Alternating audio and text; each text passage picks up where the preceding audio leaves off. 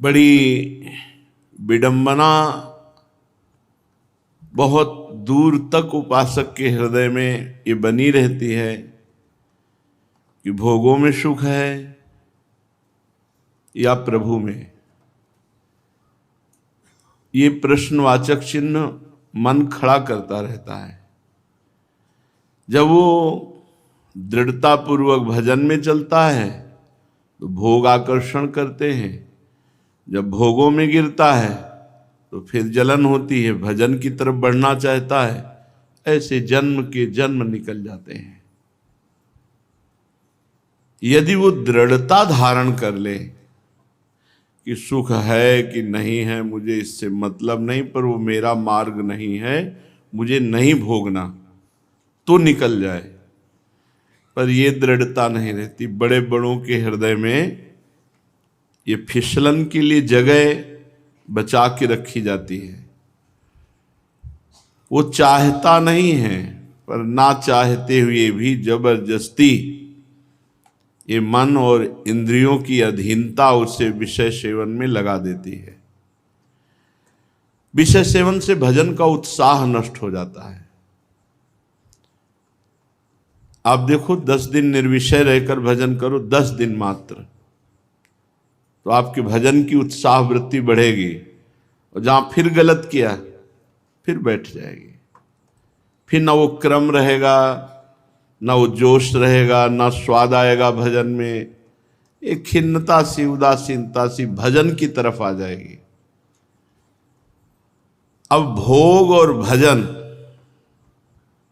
पूरी सृष्टि को दो भाग में, एक तरफ भोगाकर्षण और चलना हमें भजन की तरफ है।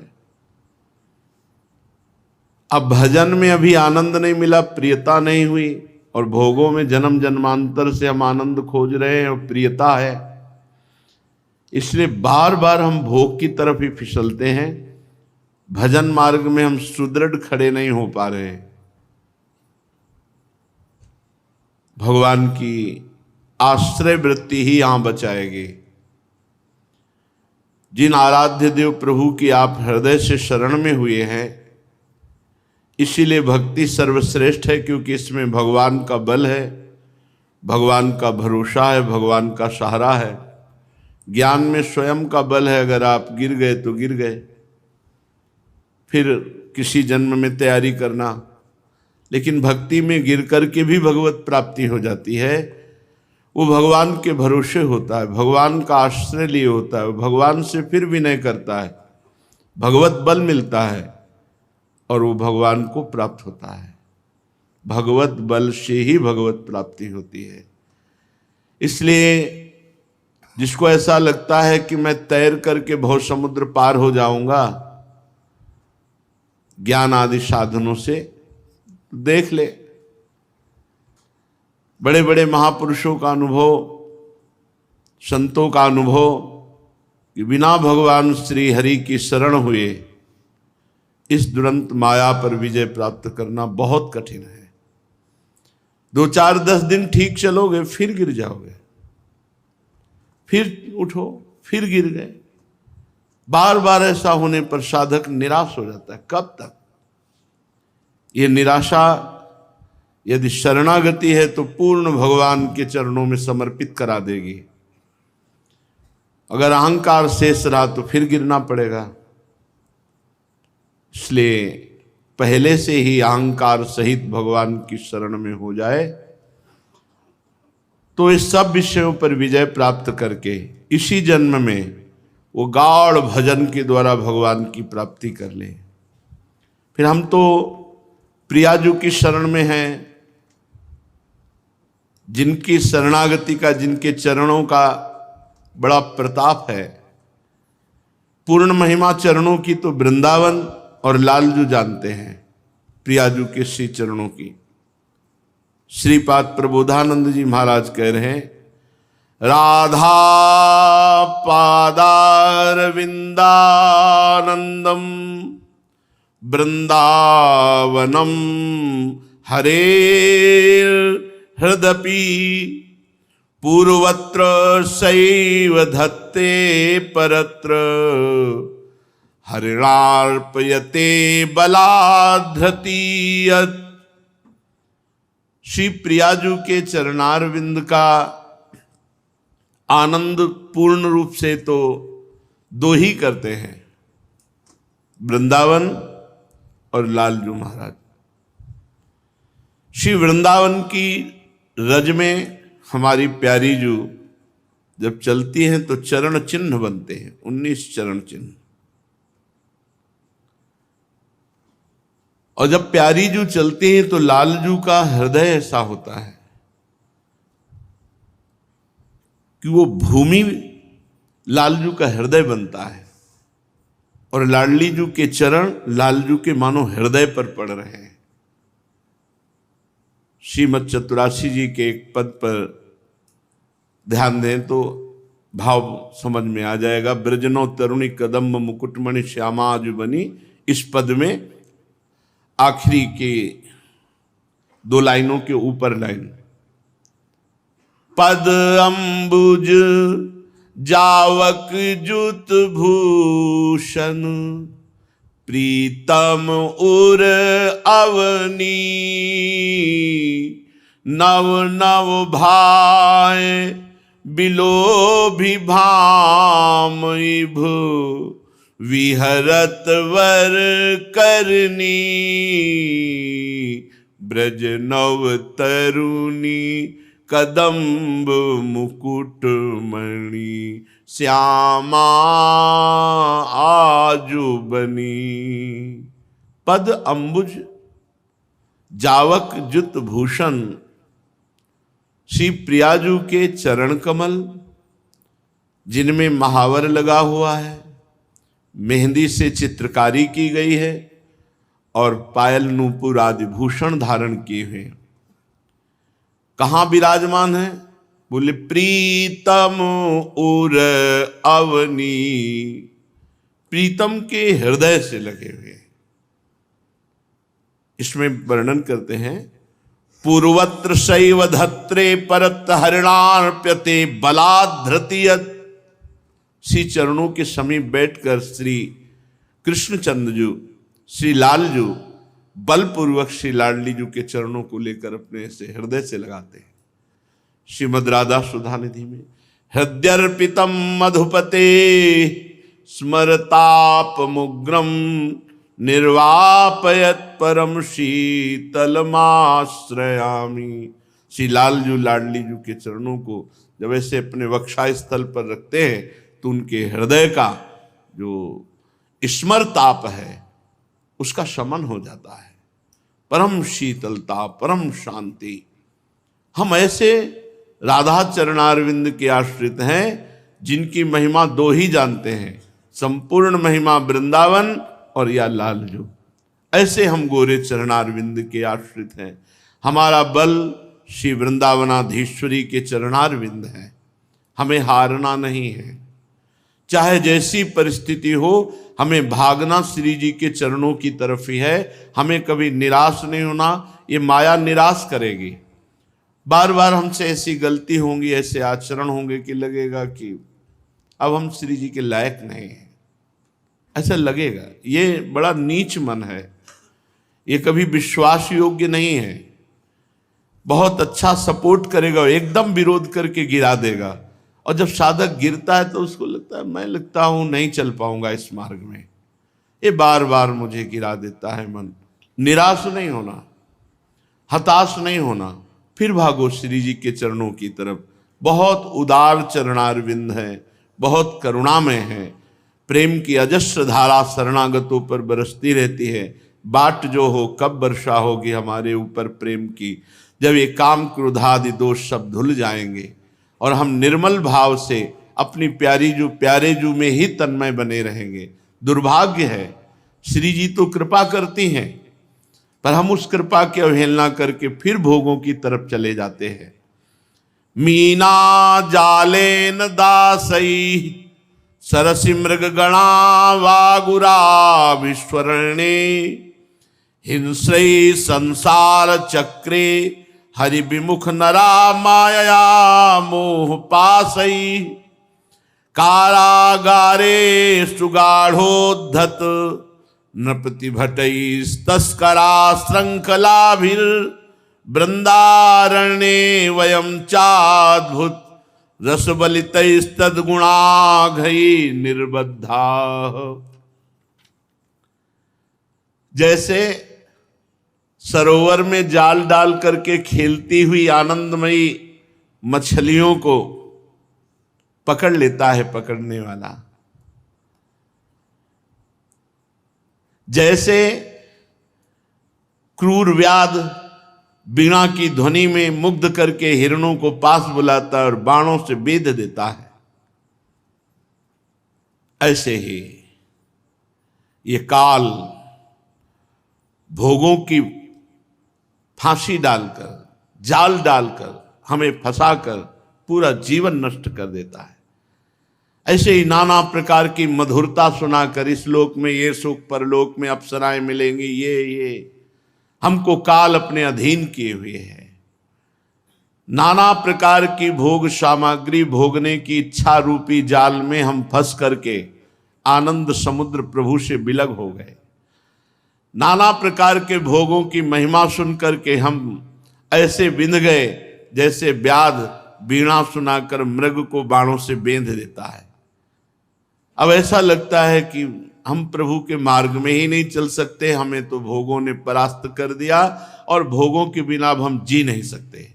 ये बहुत बड़ी दुर्गति है, इसी का नाम दुर्गति है। श्रीपाद कह रहे हैं ऐसे माया चक्र में वही फंसता है जो हरि शरणागत नहीं है। जो वृत्ति हरि से विमुख है वही फंसा देगी। अगर हरि के सन्मुख हर वृत्तियां अर्पित की जाए, हर आचरण अर्पित किए जाए, तो फिर माया की ताकत नहीं कि हमें फंसा सके। इसीलिए कहते हैं निरंतर नाम जपने का अभ्यास करो, राधा राधा राधा राधा। जो प्रियालाल से विमुख है वो बंधन में बंधेगा ही बंधेगा। कहा हनुमंत विपति प्रभु सोई, जब तो सुमिरन भजन न होई। जिस समय सुमिरन भजन नहीं होता तो वो वृत्ति माया में फंसा ही देती, खेल खेल में फंसा देती है, ना चाहते हुए भी फंसा देती है। बहुत दूर रहने की बात है। हम प्रभु से दूर रहते हैं, भोगों के नजदीक रहते हैं, जबकि हमें प्रभु के नजदीक रहना है, भोगों से दूर रहना है। जैसे असावधान राजा को उसके अनुचर, उसी के अनुचरगण बांध लेते हैं और उसे परास्त करके स्वयं अधिपति बन जाते हैं, उसी प्रकार मन और इंद्रियां ये भोगों की लालसा दिखा करके निर्बल हुए आत्मज्ञान रहित जीव को ये बांध लेते हैं और अधिपति बन जाते हैं। अब जो चाहे वो करावे। मन बुद्धि इंद्रियां ये ऐसे जीवात्मा को जो आत्मज्ञान रहित है उसको अधीन कर लेते हैं, जैसे मंत्री और सेनापति मिल जाए और राजा को बंदी बना ले और स्वयं राजा बन बैठे। हुसैन शाह ने अपने राजा सुबुद्धि राय के साथ ऐसा ही किया था। वैसे तो राजा यदि प्रवीण हो तो ये नहीं बांध सकते। प्रवीण आत्मज्ञान, भगवत शरणागति, पर ये भगवत शरणागति और आत्मज्ञान से रहित जीवात्मा मन और इंद्रियों के अधीन होकर परास्त हो गया। पूरे हाथ उठा दिए कि अब मैं भोगों के बिना नहीं जी सकता। बहुत बड़ी कमी, बहुत बड़ी हानि। हे वृंदावन धाम, जब ये सब बांधने में समर्थ है तो आप बांधने में समर्थ नहीं हो क्या? आप प्रियालाल के प्रेम रस रूपी जंजीरों से हमें बांध लो। ये छोटे छोटे भोग, ये छोटे छोटे छल कपट, ये जब बांध लेते हैं और हमारे जन्म के जन्म बर्बाद कर देते हैं, तो हे वृंदावन धाम अद्भुत रस से आप हमें क्यों नहीं बांध लेते? आप अद्भुत प्रियालाल के रूप से क्यों नहीं बांध लेते? आप अद्भुत प्रियालाल की सेवा सुख से क्यों नहीं बांध देते? कृपा करो, आप भी अपने प्रेम जाल को फैलाओ और संसार समुद्र में खेलते हुए हमारे मन और इंद्रियों को अपने अधीन कर लो। भवबंधमति सुतुच्छम छेतुम वृंदावने हमायातः हरि हरि तत्र ममा भूद्वंधो प्याचाल्य ईशेन। वृंदावन आपके लिए तो ये संसार बंधन तुच्छ बंधन है, इसे काटने में कोई देर लगेगी क्या? और यही महिमा सुनकर मैं आपकी शरण में आया हूं। हे वृंदावन धाम, हे हरि, मैंने सुना है कि वृंदावन ने ईश्वर को अधीन कर लिया है। वृंदावन में प्रिया प्रीतम आसक्त हैं वृंदावन से। वृंदावन परित्यज्य पाद में एकम न गच्छति, एक कदम भी प्रिया प्रीतम वृंदावन से बाहर नहीं जा सकते। जहां किसी प्रेमी उपासक को दर्शन देना होता है तो पहले वृंदावन प्रकाशित होता है, फिर प्रिया प्रीतम। तो हे वृंदावन धाम, हरि, मैंने ऐसा सुना है कि आपने ईश्वरों को अधीन कर रखा है, प्रिया प्रीतम को। आपने प्रिया प्रीतम को अधीन कर रखा है, तो क्या मुझ जैसे नीच के मन और इंद्रियों को अधीन नहीं कर सकते? आपकी अपार सामर्थ्य है। जब आपने प्रिया प्रीतम के मन बुद्धि को अधीन कर लिया, वृंदावन परित्यज्य पाद में एकम न गच्छति, तो मुझ जैसे नीच के मन और इंद्रियों को अधीन नहीं कर सकते। अर्थात हरि, मैं बहुत दैन्य हूं, मैं बहुत नीच हूं, मैं बहुत अधम हूं, मेरी मन और इंद्रियां भोगों की तरफ जा रहे हैं, आप अपने में आसक्त कर लो। हे वृंदावन धाम, कामी मिलित युवतीर मदिराम पीत्वेव पान संयुतः अधनैवाप्त महाधन आशम वृंदावनम समेत्याहम। जैसे कामी पुरुष को कामिनी मिल जाए तो हर्षित हो जाता है, जैसे नशेबाज को मदिरा मिल जाए तो वो उल्लसित हो जाता है, जैसे किसी दरिद्र को मणि मिल जाए तो आनंद से नाच पड़ता है, ऐसे ही मैं वृंदावन को पाकर परम सुखी हो गया हूं। श्रीपाद कह रहे हैं, ऐसे ही मैं वृंदावन को पाकर परम सुखी हो गया हूं, परम मतवाला हो गया हूं, परम तृप्त हो गया हूं। वृंदावन को पाकर, अभी वृंदावन आए हैं, अभी पाए नहीं हैं। जब वृंदावन पा जाएंगे, धाम की प्राप्ति का मतलब है स्वरूप बोध, अपने सहचरी स्वरूप से प्रिया प्रीतम के समीप रहना। ये वृंदावन पा गए आप, बोले उनको वृंदावन की प्राप्ति हुई है, अर्थात प्रिया प्रीतम के समीप पहुंच जाना। शरीर रहते हुए भी शरीर राग का त्याग और अपने सहचरी स्वरूप से सेवा भाव में आराध्य देव के समीप पहुंच जाना, ये वृंदावन की प्राप्ति है। बोले मैं वृंदावन को प्राप्त हो चुका हूं, श्रीपाद कह रहे हैं। इसलिए मैं ऐसा सुखी हूं जैसे किसी व्यसनी को मदिरा मिल जाए, कामी पुरुष को कामिनी मिल जाए, निर्धन को मणि मिल जाए, ऐसे मुझे वृंदावन मिला। मैं अब तृप्त हूं, कृतकृत्य हूं, परम विश्राम को प्राप्त हूं। अब मुझे कोई चाह नहीं है। अपने लोगों के भी हृदय में ऐसी लालसा होनी चाहिए कि हम वृंदावन को कब प्राप्त करेंगे। एक उपासक, बड़े अच्छे उपासक थे, जब एकांत में मिलते तो कहते हमें वृंदावन जाना है। तो हम कहते वृंदावन में तो हो ही, बोले नहीं, हमें वृंदावन जाना है, हमें वृंदावन जाना है। जब हित धाम में आते थे तो उस समय ऐसा लगता है, ऐसा क्यों कहते हैं तो ना वृंदावन में, लेकिन वो दिव्य वृंदावन की बात करते। मुझे वृंदावन जाना है, मुझे वृंदावन जाना है, जहाँ हमारे प्रियालाल खेल रहे, मुझे उस वृंदावन में प्रवेश पाना है। ये लगन लगे। जैसे व्यसनी को नशा की, कामी को कामिनी की, गरीब को धन की चाह होती है, ऐसे हमें दिव्य वृंदावन प्रिया प्रीतम की चाह। ये जन्मना मरना, ये मान अपमान सुख दुख भोगते हुए बहुत जन्म हो गए, अब नहीं खेलना इस खेल को। लेकिन वाणी से कहने से नहीं रुकेगा।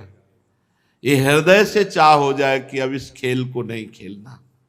चलते हैं श्रीमद् भागवत महापुराण। प्रसंग आपने श्रवण किया, भगवान नरसिंह देव का प्रादुर्भाव, हिरण्यकश्यप का उद्धार, प्रहलाद जी की पावन स्तुति, भगवान की विशेष कृपा प्रहलाद जी पर, फिर भगवान महादेव जी के द्वारा जो मायासुर ने 3 पुरों की रचना की और विश्व का संहार करने में लग गए दैत्य लोग, भगवान पिनाक पाणी ने बाण संधान किया तो अरबों असंख्यों एक बाण से बाण प्रकट होते हुए त्रिपुर में वास करने वाले समस्त दैत्यों का विनाश कर दिया। पर मायासुर ने उन सब दैत्यों को उसी पुर में एक अमृत कुंड था, उसमें डाल डालकर सबको जीवित कर दिया।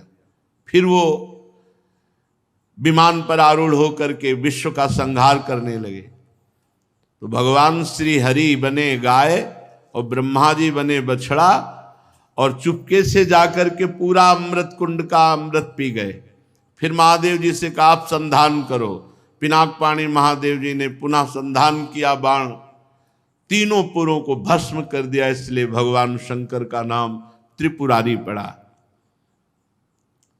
श्री देवर्षि नारद जी राजसूय यज्ञ में महाराज युधिष्ठिर को यह कथा सुना रहे हैं। गंगा जी के पावन तट पर श्री सुखदेव जी महाराज परीक्षित जी को सुना रहे हैं। युधिष्ठिर जी ने पूछा नारद जी से, भगवान अब मैं आपके श्रीमुख से वर्ण और आश्रमों के सदाचार के साथ मानव धर्म का, सनातन धर्म का महामहिम स्वरूप सुनना चाहता हूं। क्या सदाचार है, क्या वर्ण धर्म है, क्या आश्रम धर्म है और क्या मानव धर्म है और क्या सनातन धर्म है। क्योंकि धर्म से ही मनुष्य को ज्ञान होता है, अधर्मी को अज्ञान घेरता है। धर्मात्मा को ही ज्ञान होता है और ज्ञानी पुरुष ही संसार के भोगों का त्याग करके भगवत मार्ग का अनुसरण करके भगवान का साक्षात्कार करता है। हे देवर्षि नारद जी, आप स्वयं प्रजापति ब्रह्मा जी के पुत्र हैं। आपकी तपस्या, योग एवं समाधि ये इतनी सर्वश्रेष्ठ है कि आपकी समानता कोई नहीं कर सकता। आप समान भाव वाले, नारायण परायण, दयालु, सदाचारी, शांत और भगवत धर्म के गुप्त से गुप्त रहस्य को जानने वाले हैं। इसलिए आप जैसा वर्णन करेंगे दूसरे की सामर्थ्य नहीं है। आप कृपा करके हमारे प्रश्न का उत्तर दीजिए।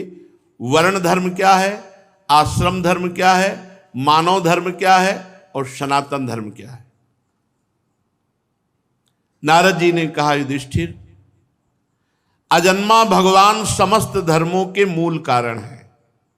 जितने भी धर्म हैं सबके मूल कारण परमेश्वर ही हैं, भगवान ही हैं। चाहे जिस नाम से पुकारा जाए सबके मूल कारण भगवान है। वही प्रभु चराचर जगत के कल्याण के लिए धर्म रूप से अवतरित हुए। जो सनातन धर्म है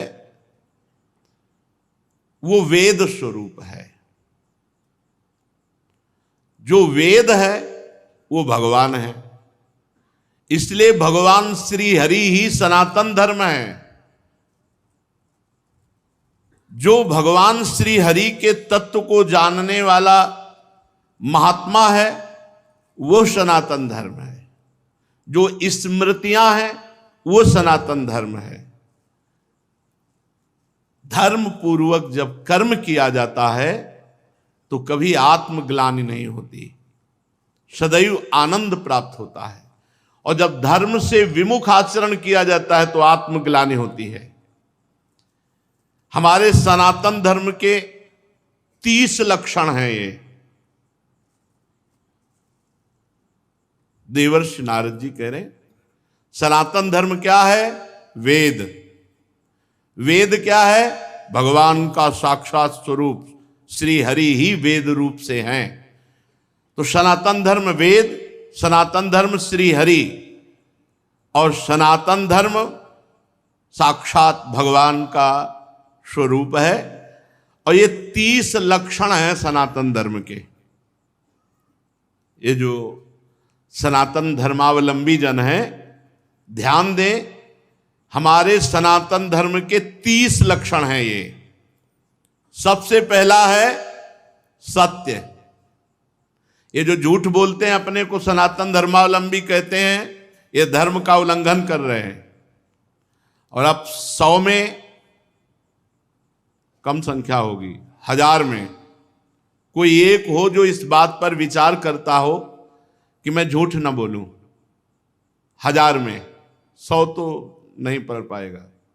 100 में 99 बोले तो नहीं चलेगा। 1000 में एक कोई होगा जो ये विचारवान हो कि मैं सत्य बोलूं, झूठ ना बोलूं। हम लोग बड़े गर्व से कहते हैं हम सनातन धर्मावलंबी हैं। तो सनातन धर्म का पहला लक्षण है सत्य। और सत्य क्या है? भगवान।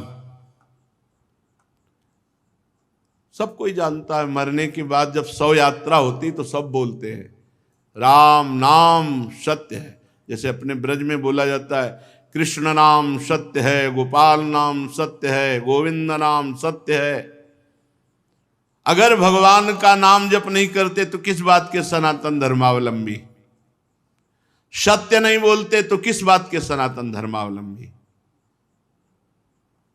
रघुकुल रीति सदा चली आई, प्राण जाए पर वचन न जाए।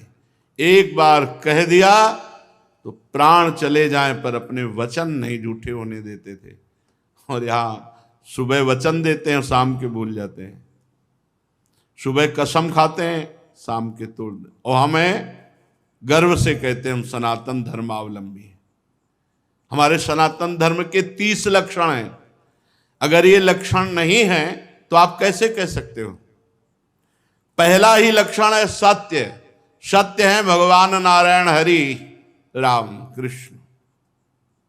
सत्य नारायण सच्चिदानंद रूपाय विश्वोत्पत्त्यादि हेतवे तापत्रय विनाशाय श्री कृष्णाय वयम नमः। जब भगवान कंस कारागार में प्रकट हो रहे हैं तो समस्त देवता करके जब स्तुति करते हैं तो पहला श्लोक है सत्यव्रतम त्रिसत्यम। त्रिकाल में जो सत्य है वो भगवान सत्य। नाम जप नहीं करते, सत्य नहीं बोलते, सत्य मार्ग पर नहीं चलते, किस बात के सनातन धर्मावलंबी? सत्य को समझो। दूसरा दया। ये हमारे सनातन धर्म के 30 लक्षण हैं। दया, सब पर दया। दया करने की सामर्थ्य उसी के हृदय में आएगी जो दया का उल्टा क्या है? याद। जिसे याद है कि मैं कौन हूं, मेरा कर्तव्य क्या है, मैं सनातन धर्मावलंबी हूं, मेरा कर्तव्य है सब पर दया करना और सदैव भगवान की याद में रहना और सत्य बोलना, सत्य आचरण करना। दो ये हुए। तीसरा है तपस्या। सनातन धर्म का लक्षण। तपस्या किसे कहते हैं? जो अपने धर्म में चलने पर कष्ट प्राप्त होता है उसे आनंद पूर्वक सहा जाए, उसे तपस्या कहते हैं। जो भी अपने धर्म पर चलने पे कष्ट मिले, काम आदि जलाते हैं, क्रोध आदि जलाते, बहुत प्रकार के ताप हैं। जैसे अब प्रातःकालीन बेला पर उठ करके स्नान करके अपनी दिनचर्या पे आना बड़ा कठिन है। 8 बजे तक खूब सोना, तो कहाँ वो 8 बजे तक सोना और कहाँ 2 बजे रात्रि के जग करके अपनी दिनचर्या करना। तो अपने धर्म के पालन में जो हमें कष्ट मिलता है उसे तपस्या कहते हैं। हमारे सनातन धर्म का तीसरा लक्षण है तप, तपस्या। चौथा है शौच। शौच माने पवित्रता, शरीर की बाहरी पवित्रता और हृदय की आंतरिक पवित्रता। ये सनातन धर्म है। खड़े खड़े लघु शंका करते हैं, पूरे कपड़े में छिट्टी पड़ती है, अपवित्र। शौचालय की सीट पर बैठकर लघु शंका करते हैं, उठे चल दिए, अपवित्र। शौच हुए, वैसे हाथ धो लिया चल दिए। नहीं, बाहरी और भीतरी दोनों पवित्रता होनी चाहिए। लघु शंका ऐसे स्थान पर करो जहां लौट कर तुम्हारे ऊपर छिट्टी न पड़े। हाथ धोइए, पैर धोइए, आचमन कीजिए। शौच उतने ही कपड़ा पहनकर होइए जितने प्रक्षालन धो सको। और साबुन मात्र से पवित्रता नहीं मानी जाती। साबुन से एक बार हाथ धो लो तो एक बार रज से जरूर हाथ धो। थोड़ी रज ले लो। मान लो आजकल बड़ी आधुनिकता है कि नालियां जाम हो जाएंगी, तो थोड़ी रज ले लो। और रज का स्पर्श ही पवित्र करता है। जल, मिट्टी, रज आदि से बाहरी पवित्रता, और छल कपट, गंदी बातें सोचना, गंदी बातों के संकल्प बनाना, ये सब अंदर की अपवित्रता है। इसका त्याग कर दे। छल कपट, गंदी बातों का चिंतन, गंदी बातों का संकल्प त्याग करने से आंतरिक पवित्रता होती है। और बाह्य और आंतरिक दोनों पवित्रता पूर्ण रूप से सुरक्षित रहेगी यदि धर्म का पहला लक्षण सत्य, सत्य है हरि, सत्य है हरि नाम, यदि नाम चल रहा है तो भीतर और बाहर दोनों से पवित्र रहोगे। सवायाभ्यंतर शुचि, वाय अभ्यंतर शुचि। जो नाम जापक है उस अंदर और बाहर दोनों से पवित्र रहता है। जब तक पवित्र नहीं रहोगे तब तक आप उच्च कोटि के विचार वाले नहीं बनोगे। पक्की बात समझना। जितना आप पवित्र रहोगे उतने ही आपको दैवी संपदा के विचार आएंगे, उतने ही दिव्य महापुरुष आपसे मिलने आएंगे अव्यक्त रूप से। अब आप समझो, ये बात हम कह रहे हैं, इसमें कितने % लोग बच रहे हैं। पवित्रता बहुत जरूरी है। पवित्रता, ये जो आज के लोग हैं ना, बोले मन पवित्र होना चाहिए। सर ये बाहरी सब क्या है, तो दिखावा है। तो मन कैसे पवित्र होगा? बाहरी तो तुम्हारा मन अपवित्र हुआ है, भोगों में, शरीर में, संसार में। तो यहीं से पवित्रता शुरू होगी, तब तुम्हारा मन पवित्र होगा। बाहर से पवित्र होते होते अंदर पवित्र हो जाओगे। बाहर अपवित्र है तो। हमारा सनातन धर्म का लक्षण चौथा है पवित्रता। पहला सत्य, फिर दया, फिर तपस्या, फिर पवित्रता। 30 लक्षण है। ये सनातन धर्म है, इसको समझो। पवित्रता बड़ा कठिन है पवित्र रहना। आप देखो, बड़ा कठिन है पवित्र रहना। पवित्रता अत्यंत अनिवार्य है। सब साधक के ध्यान, पवित्रता। अगर पवित्रता नहीं तो आपका विचार उत्तम नहीं हो सकते। आप महापुरुषों का जो चिंतन शैली है वहां नहीं पहुंच सकते। कल एक आए थे भगत जी एकांतिक में, उन्होंने कहा, आपने सत्संग में और एकांतिक में कहा कि मन की PhD की है, तो हम भी मन की PhD कर रहे हैं, तो हम आपसे बात करना चाहते हैं। हमारा मन, आपका मन, क्योंकि आपने भी PhD की, हमने भी की। तुम कहा आप पढ़ के की हो? बोले हाँ। तुम कहा हम पढ़े थोड़ी PhD। हमारा तो विनोद में कहा था, हम तो मन को पढ़ा है, हमने मन को पढ़ा है। आप मन के विषय में पढ़ा होगा, हमने मन को पढ़ा है। तो बोले फिर तो हमारा और मन आपका समान हुआ। तुम कहा तुम्हारे मन को देखने की हमारी रुचि नहीं है और हमारे मन में पहुंचने की तुम्हारी सामर्थ्य नहीं है। तुम्हारे मन को देखने की हमारी रुचि नहीं है, क्योंकि मन मन की रुचि जान इन्हें विधि अनुसार है। और तुम्हारा मन हमारे मन तक पहुंच जाए इतनी सामर्थ्य नहीं। आ जाएगी, मानो देह है, हरिवंश शरणागत हो, किसी सहचरी की कृपा हो जाए तो भले, नहीं ऐसे अनुमान से थोड़ी जान सकते हो। तितिक्षा, 5वां है सहनशीलता। तितिक्षा ये सनातन धर्म है। देखो महाराज शिवी ने कबूतर की रक्षा के लिए अपने देह के मांस को काट के दिया। तितिक्षा, दूसरों के हित के लिए, दूसरों के मंगल के लिए भीषण से भीषण कष्ट सह जाना, भारी से भारी कष्ट धर्म के लिए सह जाना। श्री गुरु गोविंद सिंह के दोनों लाडले राजकुमार प्राण प्रिय दीवाल में चुनाए जा रहे हैं, लेकिन धर्म के आगे ना उनके हृदय में शोक है, ना उनके हृदय में मोह है। धर्म के लिए बलिदान, तितिक्षा, हर कष्ट को सहकर अपने धर्म का पालन करना, धर्म का त्याग नहीं करना। धर्म भगवान का साक्षात स्वरूप है। अगर आप धर्म के लिए कष्ट सहेंगे तो फिर कष्ट रह ही नहीं जाएंगे, अद्भुत आनंद आएगा। तितिक्षा, हर कदम धर्मात्मा पुरुष के सामने कष्ट रूपी कांटे बिछाए जाते हैं, और जब उन पर वो चलता है तो हर कांटा उसके लिए फूल के समान हो जाता है। पर इतनी हिम्मत होनी चाहिए, ये धर्म रूपी मार्ग में चलने पर ये शूल फूल बन जाएंगे, पर पहले शूल। इसीलिए धर्म पर चलना बड़ा कठिन होता है। तितिक्षा, सहनशीलता, हर परिस्थिति में सहनशीलता। और उचित अनुचित का विचार, छठवां है ये विवेक। सनातन धर्म का छठा लक्षण विवेक, सत असत का विचार, उचित अनुचित का विचार। उचित क्या है, अनुचित क्या है, सत क्या है, असत क्या है, इसका विचार ये विवेक से होता है। ये विवेक कहां मिलता है? बुद्धि तो सबके हो सकती है, पर विवेक नहीं। विवेक सत्संगियों को मिलता है। बिन सत्संग विवेक न होई। बिना सत्संग के विवेक हो ही नहीं सकता, और सत्संग बिना भगवान की कृपा के नहीं मिलता। बिन सत्संग विवेक न होई, राम कृपा बिनु सुलभ न सोई। राम कृपा बिनु सुलभ न सोई। उचित अनुचित का विचार। सातवां, मन का अधीन करना। यह है सनातन धर्म। मन का अधीन करना, संयम में लेना।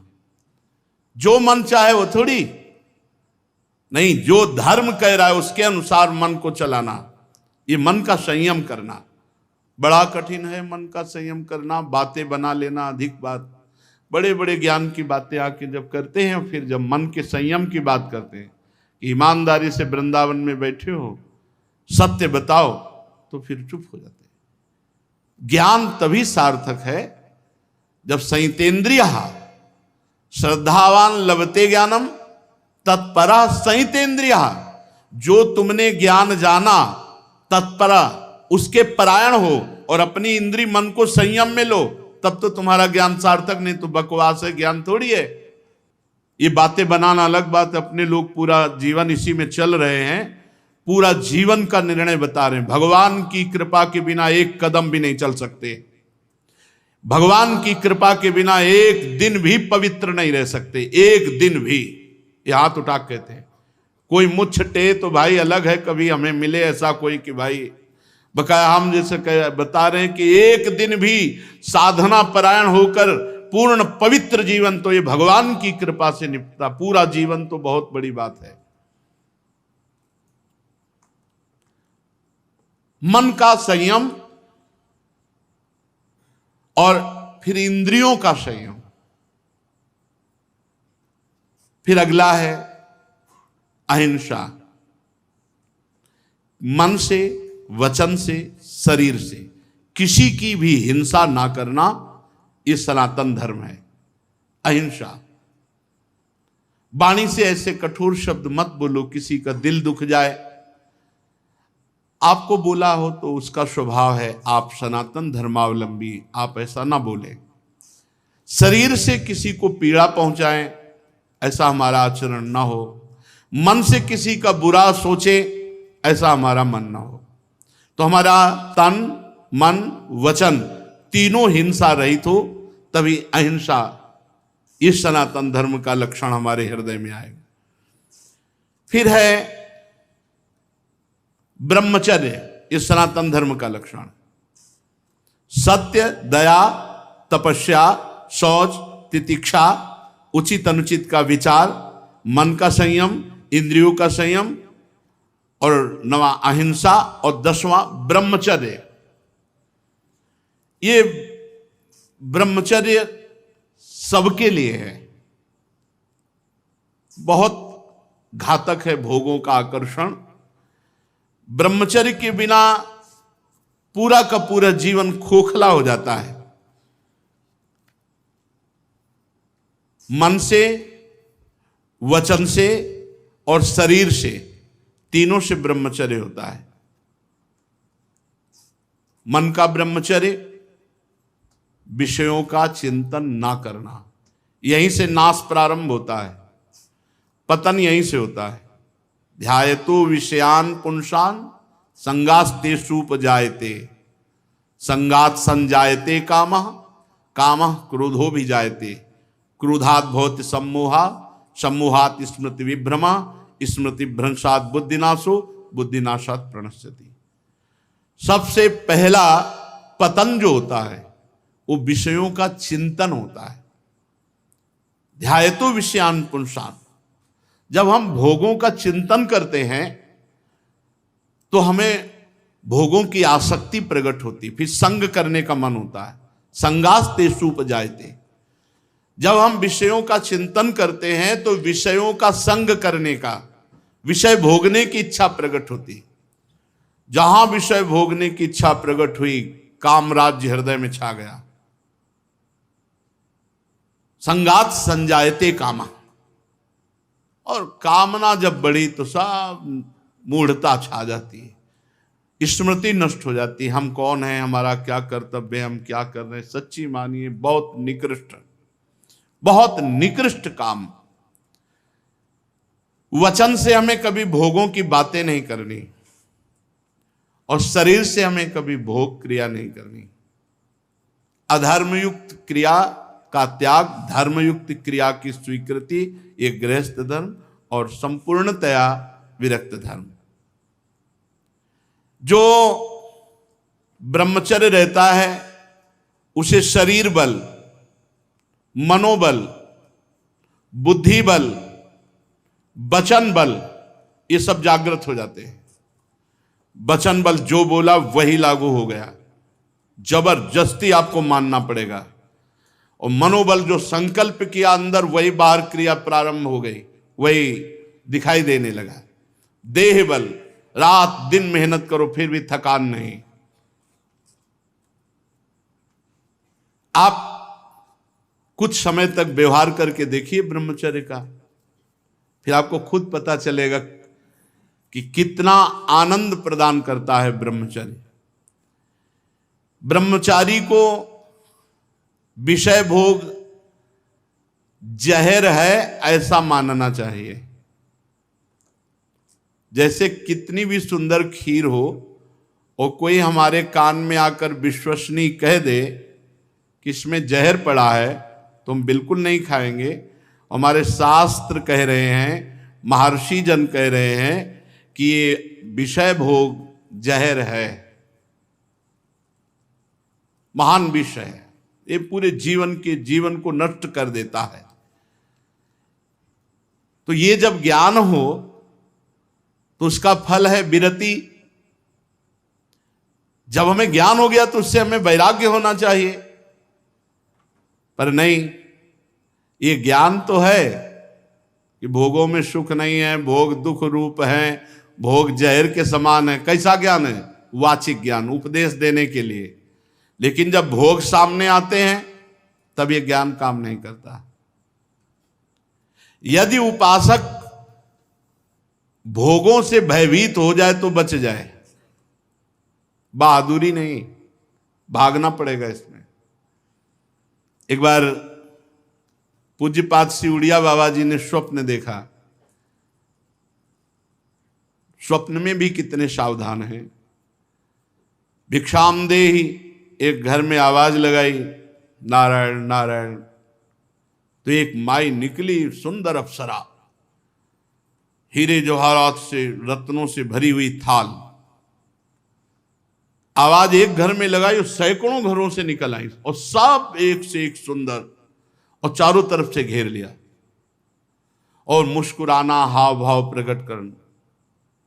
बाबा भागे और बहुत जोर के भागे और कई किलोमीटर तक भागते रहे। फिर पीछे मुड़ के जब देखा कि कोई नहीं दिखाई दे रहा, तब खड़े होकर सांस ली। जब सांस ले रहे थे तो आंख खुल गई। आंख खुल गई तो नारायण नारायण नारायण। अच्छा हुआ कि स्वप्न में भी भागे। भागने से ही बचोगे, यहां जीतने के चक्कर में मत पड़ना, बहुत धोखा है। ये मन बहुत धोखेबाज है।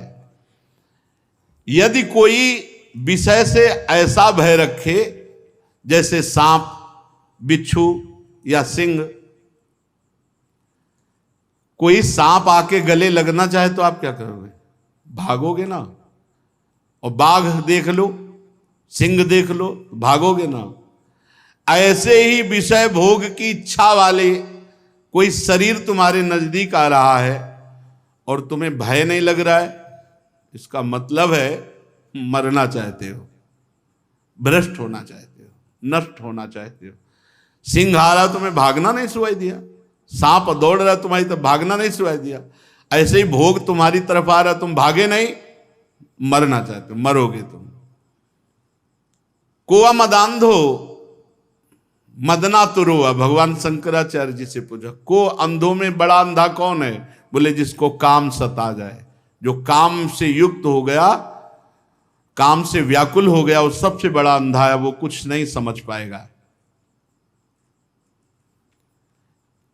आप बड़े मजे से भोग को देखते हैं और भोगते हैं और फिर विचार करें ब्रह्मचर्य असंभव। जैसे जलेबी है, एक बार चख लिया तो जलेबी नाम लेते ही वो कुरकुराहट वो मुंह में आ जाएगा, नहीं आ जाएगा? इसे कहते हैं तृष्णा। भोग भोगा, अब वो तृष्णा जहर की तरह तुम्हारे हृदय में बस गई। अब वो भगवाने निकाले तो निकाले, नहीं तो पूरा जीवन भर मार देगी। भोगों का जहर तृष्णा। तृष्णा अनंत जन्मों से हम भोगते चले आ रहे हैं, इसलिए हमारी परवशता हो गई है। परवशता, इंद्रिय और भोगों में विवशता, हम हार चुके हैं। लेकिन मोक्ष का रास्ता जितेंद्रियता से जुड़ता है, परवशता से नहीं।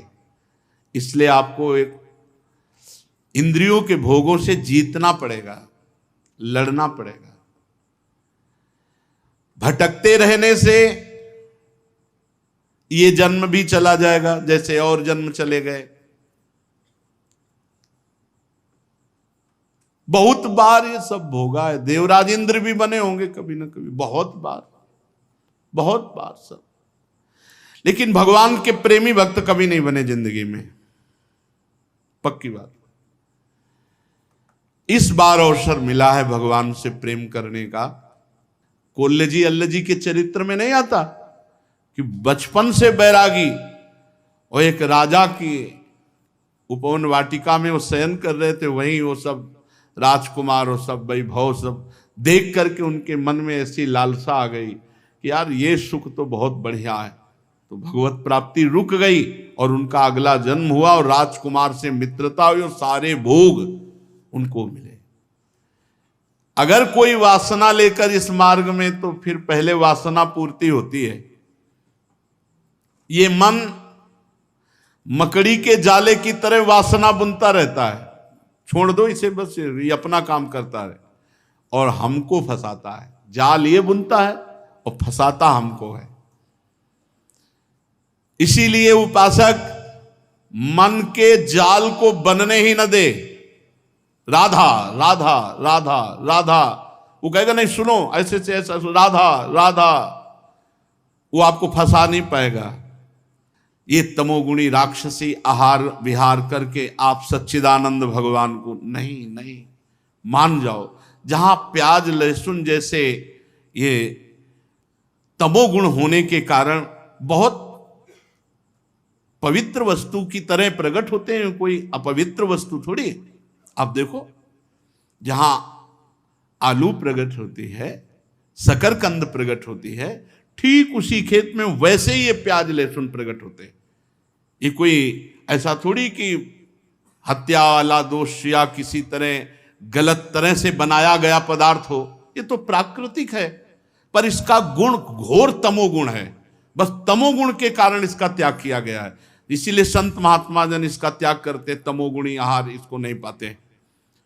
फिर जहां और राक्षसी प्रवृत्ति के आहार विहार है, तो फिर वो ये मन मकड़ी की तरह जाला बुनता और हमको फंसाता है। ये छह हमको हर समय फंसाए रखते हैं, काम क्रोध लोभ मोह मद मत्सर। यदि ब्रह्मचर्य रहना है तो हमें बहुत संभालना है तीन को। वाणी से हमको कभी भी ब्रह्मचर्यहीनता वाली बातें नहीं करनी। बहुत, ये बिल्कुल अनुभव की बात कह रहे हैं, अगर आपको जम जाए तो निकल जाओगे। किसी भी तरह से अश्लील बात, गंदी बात वाणी से नहीं निकालनी। मौन हो जाओ, मत बोलो।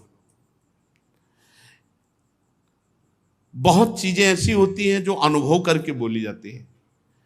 वाणी से आप रोज किसी से कहो झूठी, ऐसे मैं आपके बिना नहीं जी सकता, मैं आपके बिना नहीं जी सकता। एक दिन आपके मन में आ जाएगा मैं आपके बिना नहीं जी सकता। एक दिन आप स्वीकृति स्वयं में कर लेंगे कि मैं आपके बिना नहीं जी सकता। वाणी से बोलते रहो, तुम देख लेना, एक दिन किसी एक से बोलते रहो मैं आपके बिना नहीं जी सकता। फिर दूसरे दिन बोलना मैं आपके, कुछ दिन में मन से आ जाएगा मैं आपके बिना नहीं जी सकता। फिर स्वयं में आ जाएगा मैं आपके बिना नहीं जी सकता।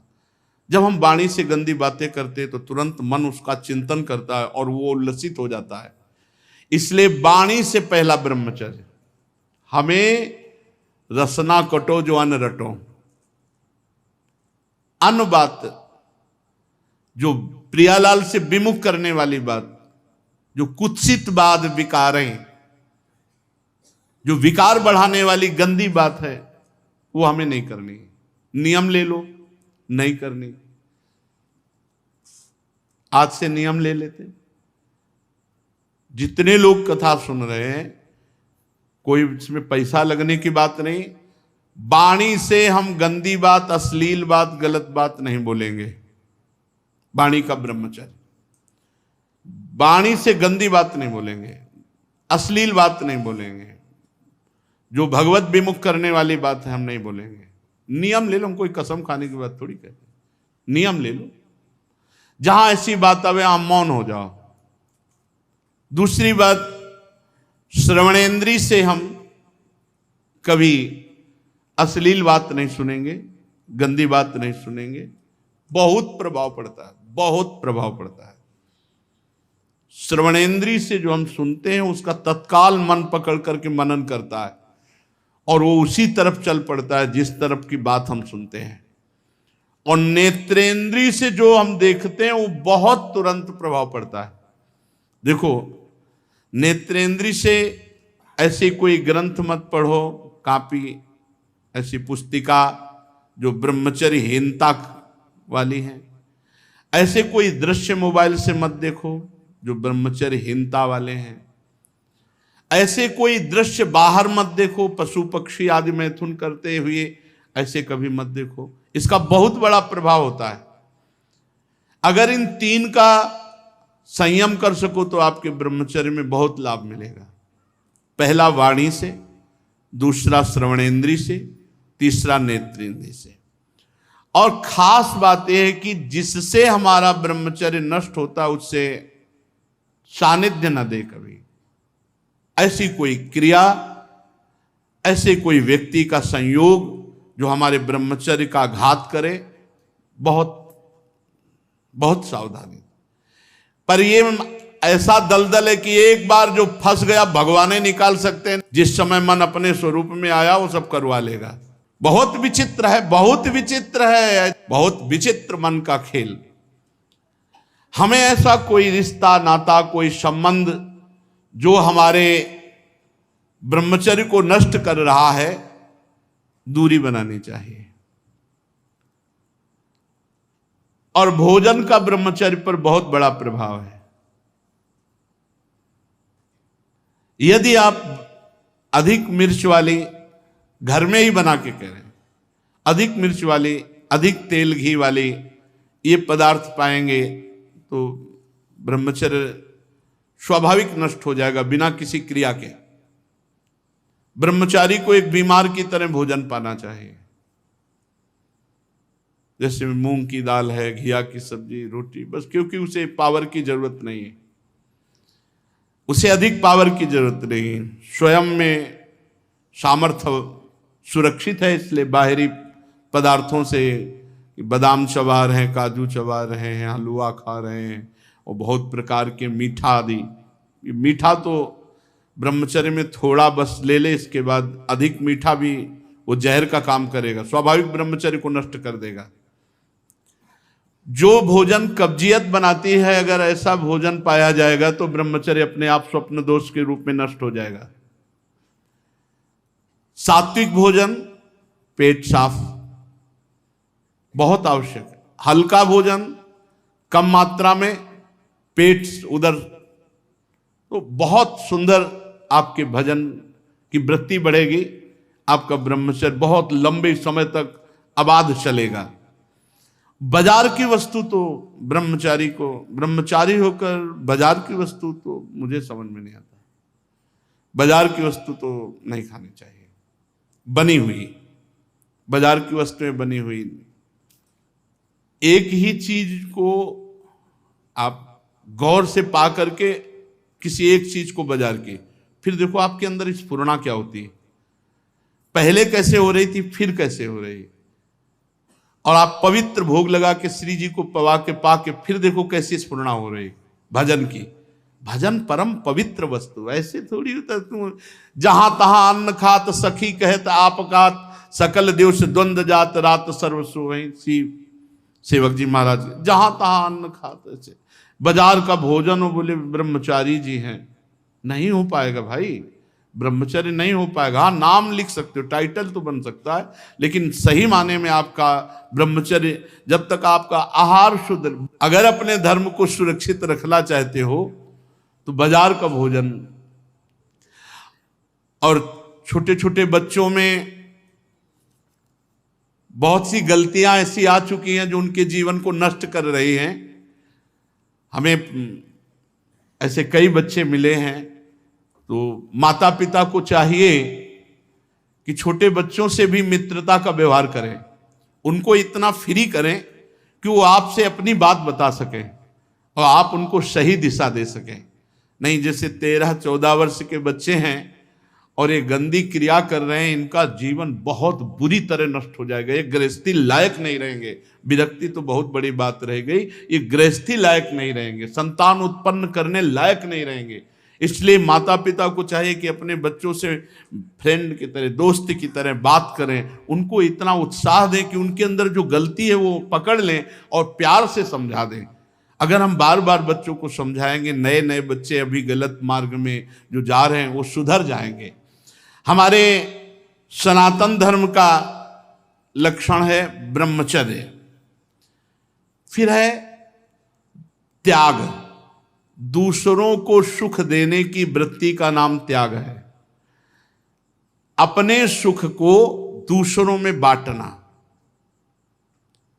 ज्ञान सुख, हमारे पास संपत्ति सुख, जो भी सुख है सबको भाव से, धर्म के अनुसार सुख देने की भावना ही वास्तविक त्याग है। शास्त्रों का नित्य स्वाध्याय करना यह सनातन धर्म का लक्षण है।